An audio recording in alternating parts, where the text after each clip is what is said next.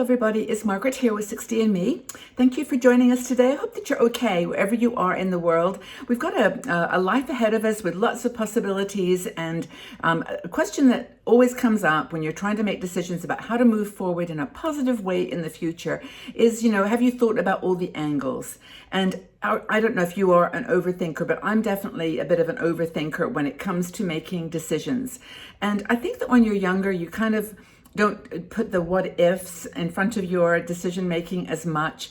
But I think as you get older, you've had a lot of experience in life, and you know that when you say it's going to end in tears, it often does end in tears. And there's things that you can do that that are going to hold you back from making those decisions. So overthinking can actually result in the very thing that we don't want, which is no action at all. It's just that we become paralyzed with our overthinking. Now, Leslie Moon, one of our bloggers, wrote this article.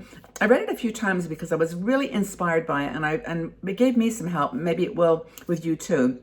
Because I think a lot of us, as we get into we've retired perhaps or stopped working full time, we start thinking, well, we could do something else. I've always wanted to do this thing, start a new business or move house or make a change in your life, travel more, whatever, and of course, all the things that are going on in our life right now make some of this hard. And overthinking is almost like being required in order to get things done.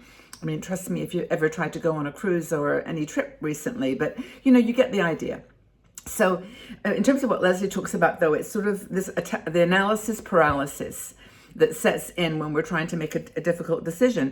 And the last thing that we want to happen is that we can't make any decision at all. So how do we move forward? How do we break it down into smaller pieces so that we can make decisions that edge you towards the final choice, whatever that might be?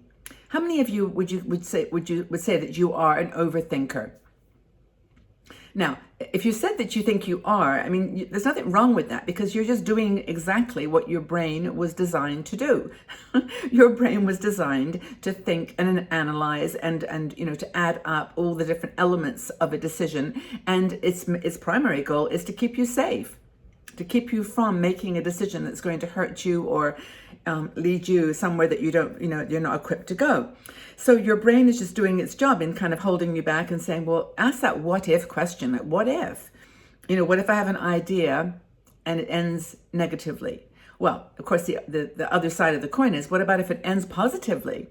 And that's always something that we tend to put that to one side when we're in this analysis paralysis, where we take different scenarios to the absolute limit, and then we just exhaust ourselves with, kind of trying to figure it out.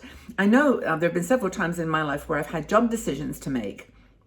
And I think when I was younger, I was more, well, maybe it was just I was motivated by different things. Like there were times when I really did need to work to support my children, and there were times when I really had to make a move in order to move on with my life in a way that I felt was the best.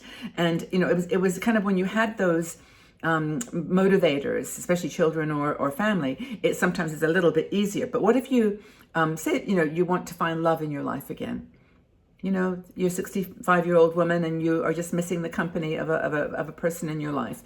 And what if you say, well, what if I give myself, up to this person and I trust them, and then they break my heart, they leave me, or they abandon me like the last time, or they turn out to be like the last time. What if I trust someone and they let me down? I think this is one of the biggest ones for me, and maybe you can identify with this, is that, it's not so much trusting a person, although that has happened to me in my life where people have let me down, but it's more the process, trusting a process or trusting that things will work out in the end. And I think that you have to have a very strong heart and a very strong courage and adventurous spirit in some ways to get on with things that there's probably a 50% chance that's not going to work. I mean, for example, if you wanted to start a business. Now, admittedly, there's a large percentage, I think it's like 80% of businesses that are started by people over 60 tend to last longer than ones that are by someone who's younger, because maybe we have the skill or we have the networks or we have the ability, but basically we have more of a chance, but there's more that can go wrong in an economy that's struggling, where people are not spending as much money, or where inflation is a concern. Where starting a business, have to start a lot of what ifs. What if everyone starts to go online? What if I can't keep the prices down? What if, you can actually analyze it all. And this actually is challenging your brain, and that's in a way a good thing, but you can turn them around and visualize the positive.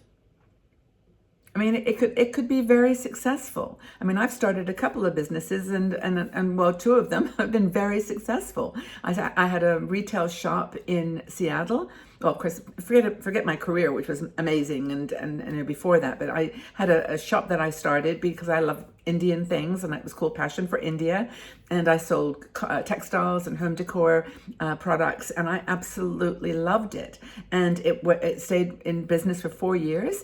And unfortunately, well, here we go. This is my negative brain. But it struck, 9/11 struck, and the whole shopping area in the city, like everywhere in the country, just came to a halt. And there was no business. No one was able to do any business. So I decided not to renew the lease. And that was the story of that success. But it was a success. And I think even if it doesn't go the lifetime that you thought it might, you learned a lot along the way. And that's the gift. That's the gift to your brain, that you took a change, you took a chance, and you actually ended up doing something that you loved. I learned a lot about fabrics. I learned a lot about people. I learned a lot about finances, how to be creative with decor. You name it. But then, of course, 60andMe. I started that when I was 64, and it was a big jump for me into something that I'd never done before. And I think that I could have put a million. I didn't know who my audience was. I didn't know anything about websites or video. I knew nothing. I'd never done a video like this. You can list all the things that were, if I'd stopped and got analysis paralysis about all those, how do I learn to do this or this, I never would have done it. And I wouldn't be here today. I wouldn't be here with you. I wouldn't have achieved what I've achieved. And I feel it's really, really powerful when you can, do that. So what are some of the things that to give you strength and this actually did help me when I was starting 60andMe. The first thing was to look at all your accomplishments in your life. Look what you've done. Now, not just for you, but for others. Look at the things you've accomplished that you just took a chance on. And you've got the advantage of your age, and it is the advantage of experience and the networks that you have to work on. I've got an itchy nose. I don't know what that means, but trust your gut. It's okay to be anxious about making a decision. It's okay to feel like you're not going to succeed. It's okay to feel like you've got worries about it and hesitations, because it will strengthen you to make sure that you are covered, that you actually have got the things. Another thing that Leslie talks about is starting a bucket list. And I think that really bucket lists are very good. And she says, make sure, find a quiet place. I'm making my notes here. Sit down for 30 minutes and just write down every single thought that comes into your mind, and trips you'd like to take in the future, things you'd like to, businesses you'd like to start thinking about starting, changes that you'd like to start making in your life, habits that you're trying to shift.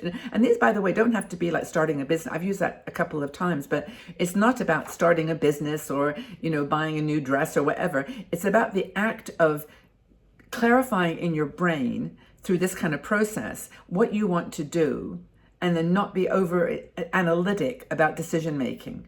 Because if you overthink things, you simply will just not do anything. And we know this. So planning, that's the first thing, is to put things on your calendar, like for tomorrow or for the next week, and start doing them. And you'll soon start eliminating things that are not going to work for you. Planning and researching, that's not always, Leslie does a really good job of differentiating here. It's not just about making a list. It's about doing these baby steps. I just started reading a book that some of you had recommended in relationship to another topic, and it's called Atomic Habits. And I'm only just starting it, so I haven't got into the gist of it, but the point that I think he's making overall is, don't try to change everything overnight. Don't try to make one big decision that involves 15 different work streams and 15 different ripples from it. Just choose one thing, a small habit, an atomic level. Atomic is like the smallest that you can that you can identify, well, maybe not now, but you know what I'm saying. Atomic habits are those tiny habits that you change one at a time, and that they clear your mind and they connect you with yourself and with what's important to you. If you plan every single thing that might happen, you'll never move. If you can look at the best that can happen, what's the best that can happen if I do this? Not what's the worst thing that can happen, but what's the best thing that can happen? And then just stay with that. And if that's enough, then do it.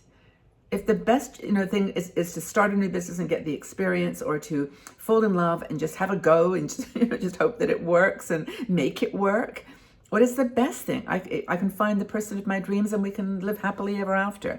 I can take a cruise and see a part of the world I've always wanted to see. What is the best that can happen? I hope that you enjoyed this. Every time I talk about this topic, I get excited because I am an overthinker, and just knowing that there's ways to simplify, it helps. So let me know, is something you'd like to do, but you feel like you can't really come to a decision because you're overthinking it? Let's chat. Join the conversation below. Everyone can join in and help you and give each other some support here. That's what 60andMe is all about. Please, if you like the video here, give it a thumbs up, because then it will be, YouTube will spread it out to more people, and that's what we really need. More women enabling and empowering themselves in their 60s and 70s and older to live the life they want. So take good care of yourselves, stay well, and just go out there and simplify the thinking. Start acting, start doing, start living. Love you all so much. Take really good care. Bye-bye for now.